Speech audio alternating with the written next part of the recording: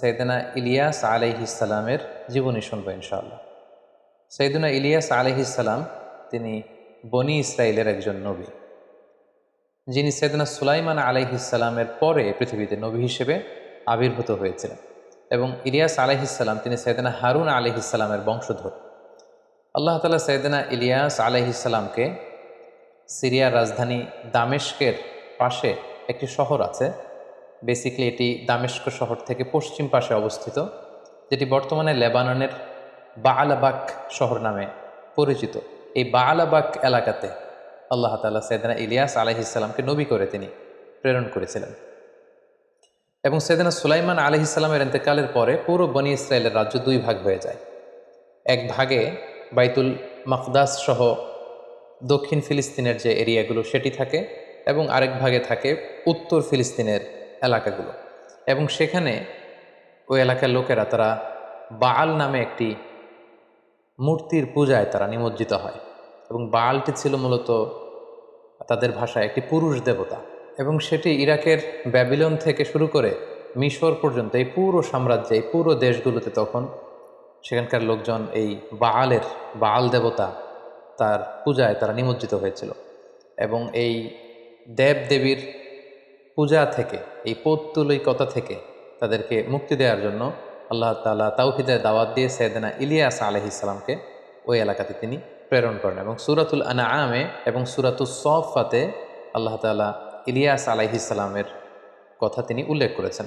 এবং সূরাতুল আনআমে আল্লাহ তাআলা ইরশাদ করছেন, ওয়া যাকারিয়া ওয়া ইয়াহইয়া ওয়া ঈসা ওয়া ইলিয়াসা কুল্লুম মিনাস সলিহিন।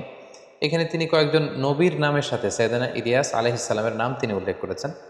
তিনি বলেছেন যে জাকারিয়া, ইয়াহইয়া, ঈসা এবং ইলিয়াস কুল্লুম মিনাস সলিহিন, তাদের প্রত্যেকেই ছিল সলেহিন, নেককার, সৎকর্মপরায়ণ, এতটুকুই তিনি বলেছেন।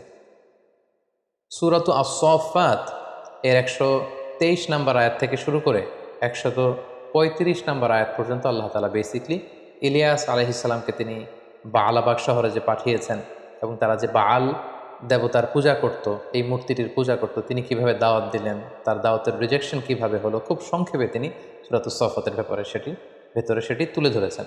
যেমন আল্লাহ তাআলা বলছেন, ওয়া ইন্না ইলিয়াসা লামিনাল মুরসালিন।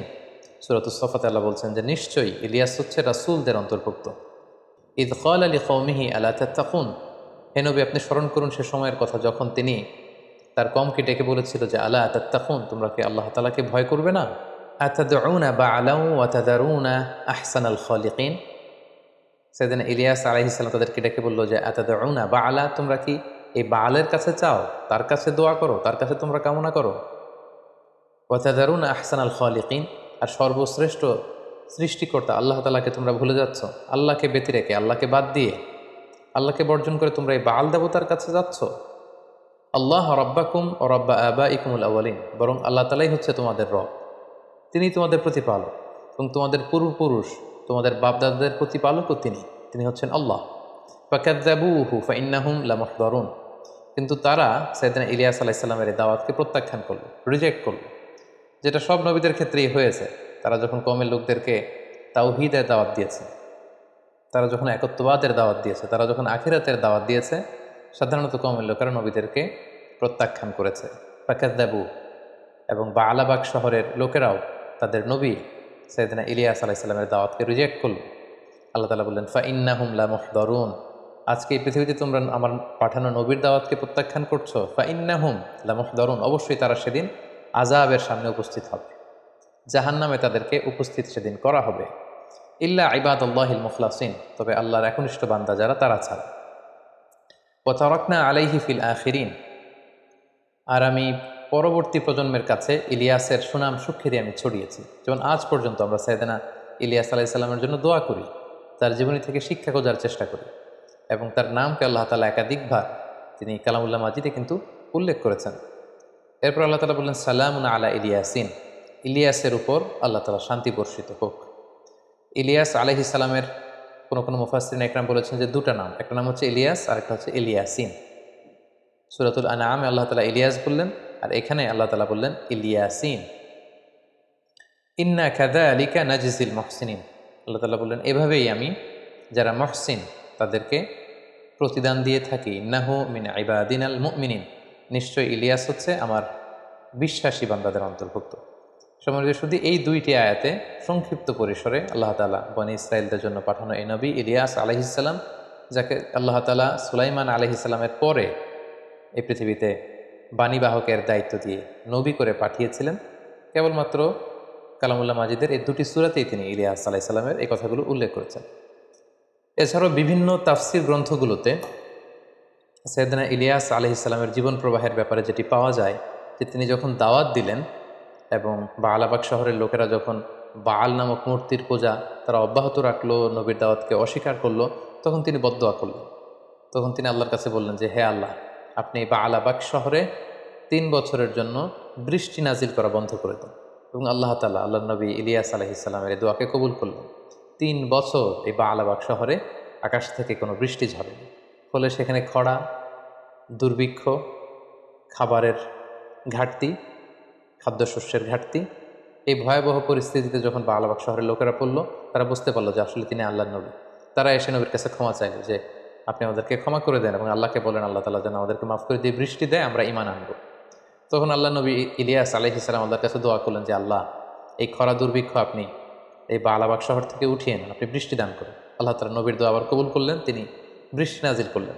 কিন্তু আবারও যখন বৃষ্টিতে বালাবাগ শহর সুজলা সুফলা শস্য শ্যামলা হয়ে উঠল, বনী ইসরায়েলের ওরা আবার তাদের আগের সেই শিরকি কার্যকলাপের দিকে ফিরে গেল এবং এভাবেই তারা এই পাপের কাজে নিমজ্জিত হচ্ছিল এবং সাইয়েদনা ইলিয়াস আলাইহিসসালামকে আল্লাহ তাআলা এই পৃথিবী থেকে উঠিয়ে নেন।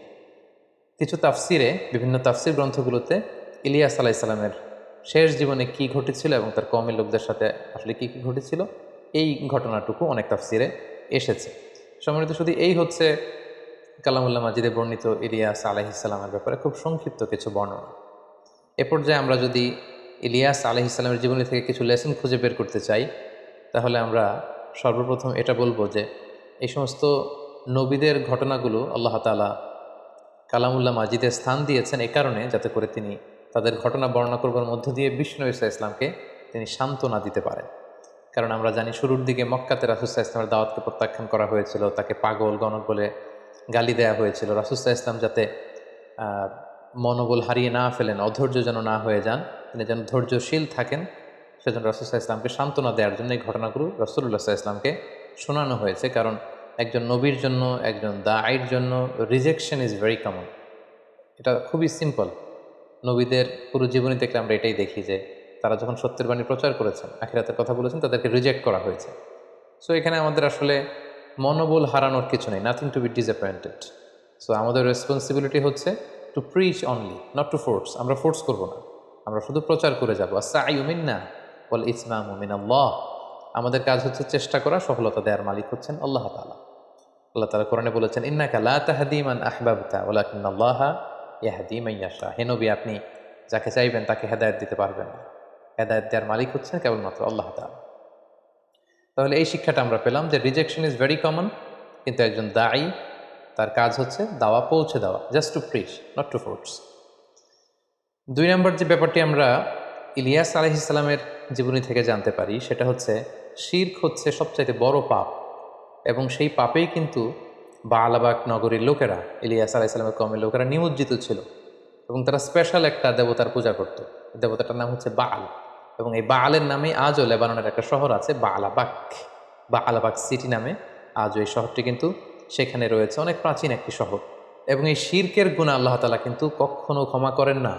ইন্নাল্লাহা লা ইয়াগফিরু আন ইউশরাকা বিহি ওয়া ইয়াগফিরু মা দুনা যালিকা লিমান ইয়াশা। আল্লাহ তাআলা চাইলে সব গুনাহ ক্ষমা করে দেন, কিন্তু তিনি শিরকের গুনাহ ক্ষমা করেন না, কারণ এটা সব পাপের সবচাইতে বড় পাপ, ভয়ঙ্করতম পাপ। এবং এই পাপ থেকে মানুষকে মুক্ত করবার জন্য, আল্লাহর পরিচয় দেবার জন্যই কিন্তু আল্লাহ তাআলা নবী রাসূলদেরকে পৃথিবীতে প্রেরণ করেছেন এবং সকল নবীদের দাওয়াত কিন্তু একই রকম ছিল। তৃতীয়ত যে শিক্ষাটা আমরা পাই সেটা হচ্ছে সব নবীর একই দাওয়াত। সব নবী মূলত এসেছেন বান্দাদের সাথে আল্লাহ তাআলার একটা সম্পর্ক তৈরি করে দেবার জন্য। হাজারো দেব দেবী, হাজারো খোদাকে বাদ দিয়ে এক খোদা, এক স্রষ্টার কাছে যেন আমরা অবনমিত হই, আমরা যেন আত্মসমর্পণ করি, আমরা যেন সারেন্ডার করি, এই শিক্ষাটা, এই তাওহীদের শিক্ষা, এই তাওহীদের বীজ আমাদের হৃদয়ে বপন করবার জন্যই কিন্তু যুগে যুগে আল্লাহ তাআলা নবী রাসূলদেরকে প্রেরণ করেছেন এবং ইলিয়াস আলাইহিসসালামও একই কাজ করেছেন। The same mission. বালাবাগ শহরে তিনিও কিন্তু সেই তাওহীদের দাওয়াত দিয়েছেন। এক আল্লাহর পথে মানুষকে তিনি ডেকেছেন এবং সকল সৃষ্টির গোলামের জিনজির থেকে মুক্ত হয়ে এক আল্লাহর দাস কিন্তু নবীরা আমাদেরকে বানাতে চেয়েছিলেন। আমরা যেন সব সময় সে আল্লাহ তাআলার কাছে চাই, আল্লাহর কাছে যেন আমরা ফিরে আসি। আল্লাহ তাআলা আমাদের সবাইকে কথাগুলো বোঝার ও আমল করার তৌফিক দান করুক। হাদা মা ইনদি।